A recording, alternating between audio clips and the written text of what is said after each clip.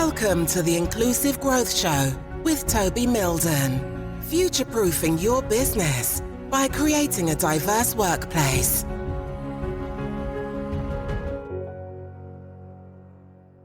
Hey there, thank you ever so much for tuning into this episode of the Inclusive Growth Show. I'm Toby Mildon, and today I'm joined by Pravjoth Gill.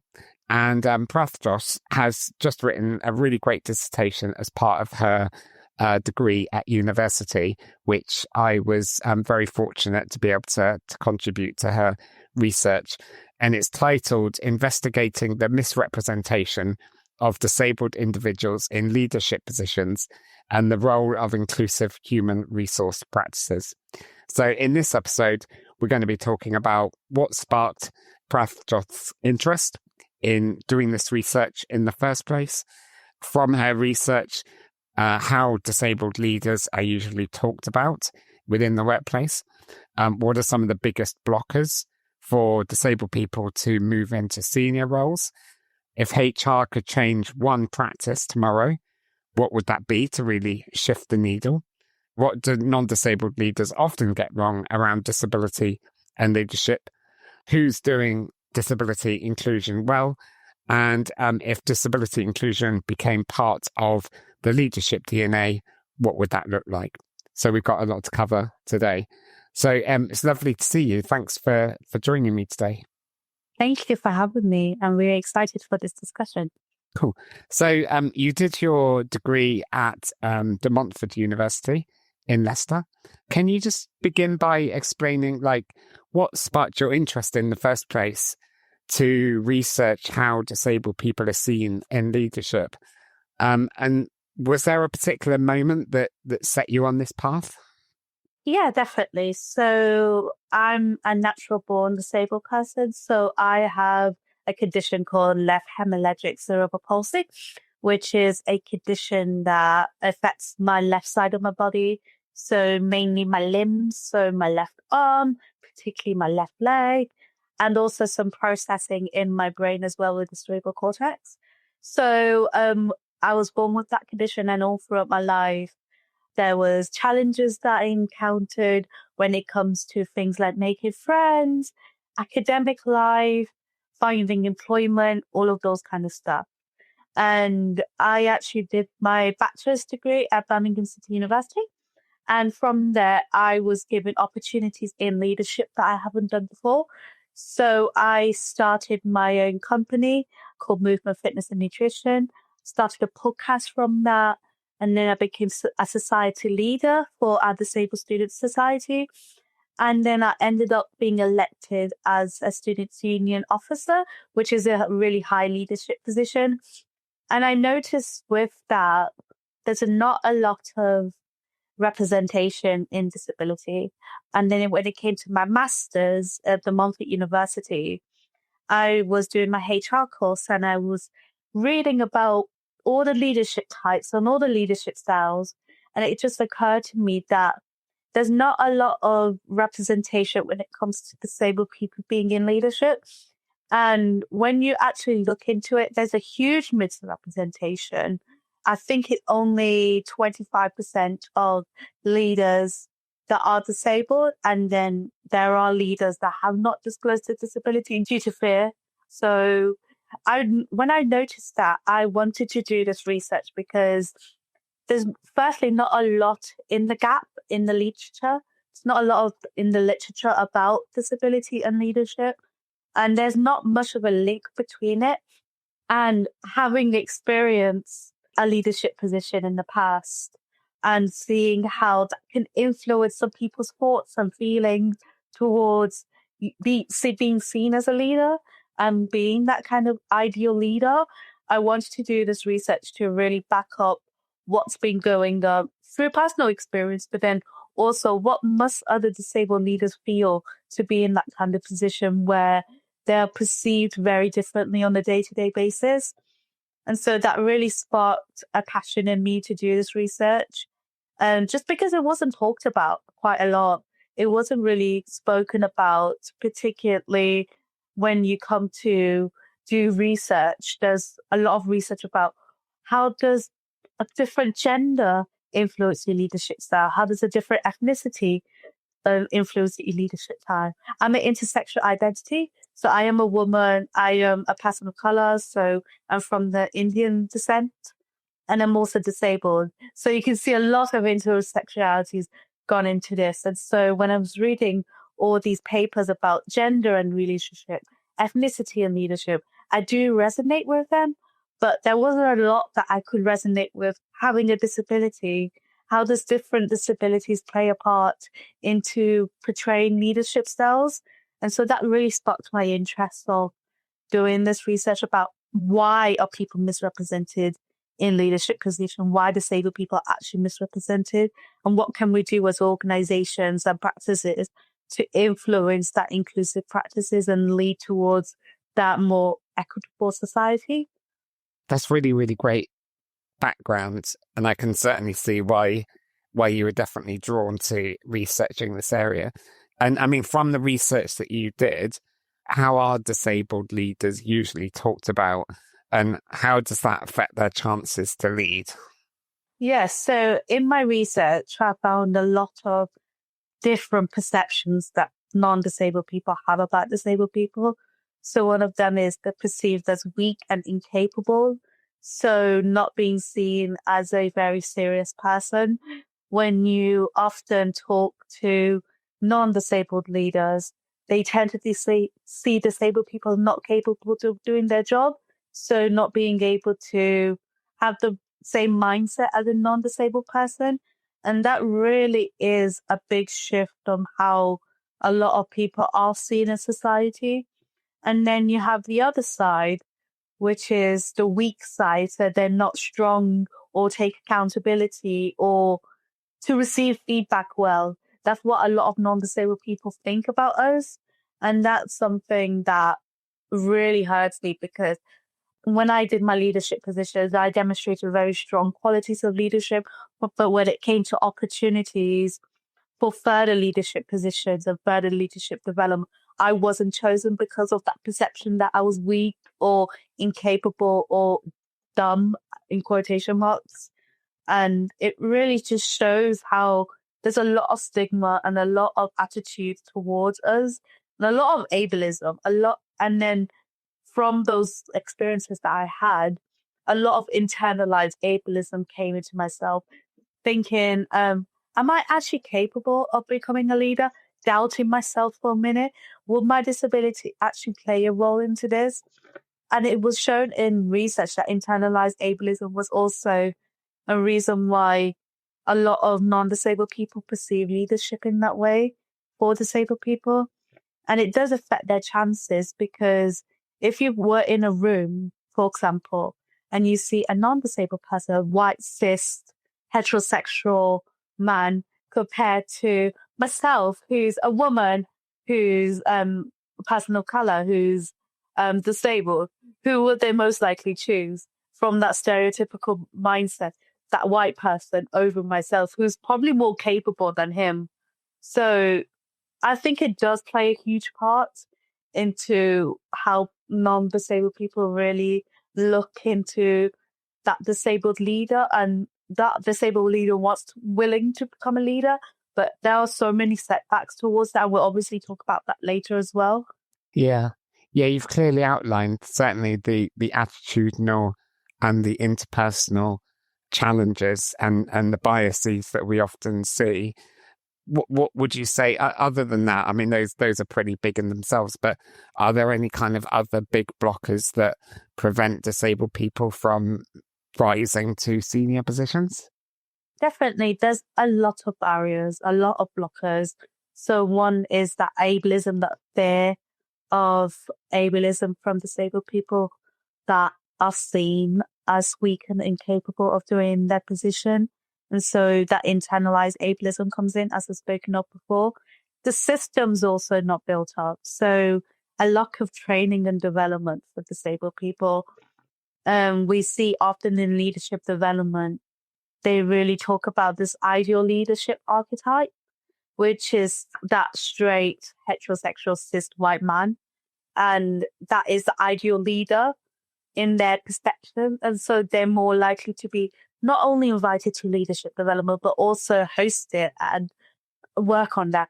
And then you talk about the whole perception of there's a lack of leadership and development. Like non-disabled people are less likely to look at the disabled person and be like, you're going to be a leader one day. We're not just going to make you go through this development session or development training, because you don't need it at the end of the day, because you're unlikely to be a leader, unlikely.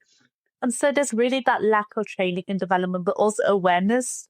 A lot of non-disabled people, especially in the workplace, this is talked about quite a lot in different researches, where in the workplace, there's obviously disability discrimination that occurs in the workplace, and that disabled person is perceived as less than the other. And so it really ties into that big blocker of that perception that people have that, oh, this person is not as very weak. They probably have to deal with a lot of health crises and a lot of just health problems overall. And so they can't be a leader. And so we're just not going to develop you as a leader. So really that lack of training and awareness about disabled people is obviously one of the biggest blockers. But then also the systems that are put in place. So lack of reasonable adjustments, for example, in the workplace.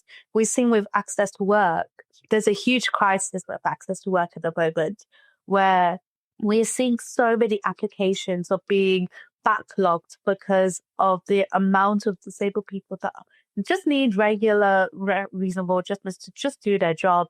And the access to work stream's not really capable of managing that. But then you also have the disability confidence scheme as well, where although it is a good scheme to get people's foot out into the door, it is also very not efficient, because they will only test you if you have minimum requirements within the role, rather than, oh, it's just a jump set. And some people really don't like the scheme overall as well. So although the government's doing a bit to help disabled people get their foot in the door, it is not often very efficient or capable of doing so. And also lack of physical spaces as well. So you could see things where we already talked about accessibility, how lifts and ramps are often not very accessible. And then also room sizes. So when I was working in one of my previous positions, I worked in a very tiny office, and I need space to get around because firstly, I have claustrophobia because of my disability. And secondly, I need to stretch my legs because of my disability. And so they put me in a very small office and never spoke about it. They never did anything, despite me saying so many times. And so just to get people into the workplace, the system's broken, but even more so for leadership, where I read this excerpt where it was like leadership development programs are usually on the top of the building. And it often is that disabled people there's a lift that is broken. How can a disabled person go to a leadership development program if it's not accessible for them? And that really struck to me about how the systems and the attitudes and so much more barriers can actually lead to that misrepresentation, because although the disabled person is willing to become a leader, the systems and the attitudes are not built in place for them. And so those are the biggest blockers that I've noticed in my research. We often had to link the misrepresentation of the disabled people in the workplace with leadership, but it is on a more intense level because of that already misperception about disabled people within leadership. And if HR were able to change just one process tomorrow that would really move the needle for disabled people who want to move into a senior leadership position, what would you recommend and why?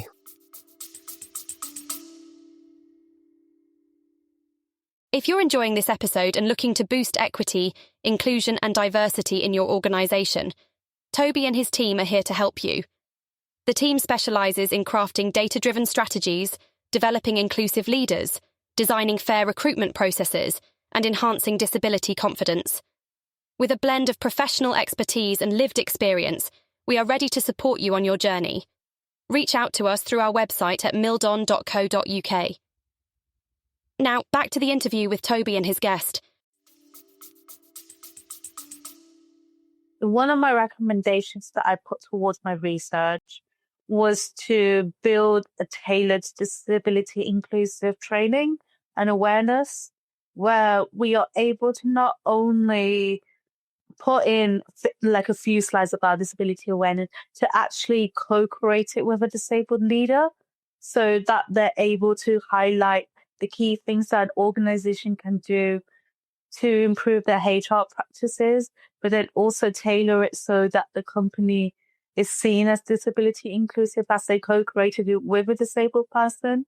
So I would say I would recommend that the most, because then it informs everything else. If you have tailored inclusive, disability inclusive training, it can go on to things like the company improving its accessibility practices, improving their leadership development, improving the attitudes that non-disabled people have about disability. And so I think with that, just a starting point of that tailored training and awareness, it really bumps up or improve all the situations that disabled people are put in, I would say. Definitely. The key word that you said there is co-creation. And in the disability rights movement, the phrase "nothing about us was without us" was popularized. And that basically means if you're going to change any policies, processes, or systems, you have to involve the people that are ultimately affected by that. Yeah. What are some of the things that non-disabled leaders often get wrong around disability and leadership? So as I mentioned before, is the words that disabled people are heroic, inspiring if they become a leader. So disabled people are often seen as inspirational if they go up into a leadership position. When I spoke to a few disabled leaders, that was the terminology that they use, that they're seen as inspirational, but they don't really like the word because it's not really a terminology that should be used just so you can live your life. A lot of people find that quite offensive. I especially find that offensive. I really don't like the word inspirational and disability in the same sentence when I came into my leadership position, because it should be a basic thing that we should have without the need to applaud or clap for them at the end of the day. And so that's a lot of things that non-disabled leaders have wrong about disability, is that disabled people are seen as inspirational, which is not the case at all. And then also another thing is that they have a sense of pity towards us. That there's oh, you're disabled. How bad did the world get and all that with you? And I also find that quite offensive as a disabled leader, because it talks about how we are also seen as a bottom tier as opposed to non-disabled leaders. And that's what they also get wrong, is that we're not capable to do our jobs really work properly. And once they're actually given a chance on us, then they will see all the perceptions they had before goes away. So I would say those two things are seen as what they get wrong, is those perceptions that they have that we're inspirational. They have a sense of pity towards us. We're weak, we're incapable to do our jobs as leaders.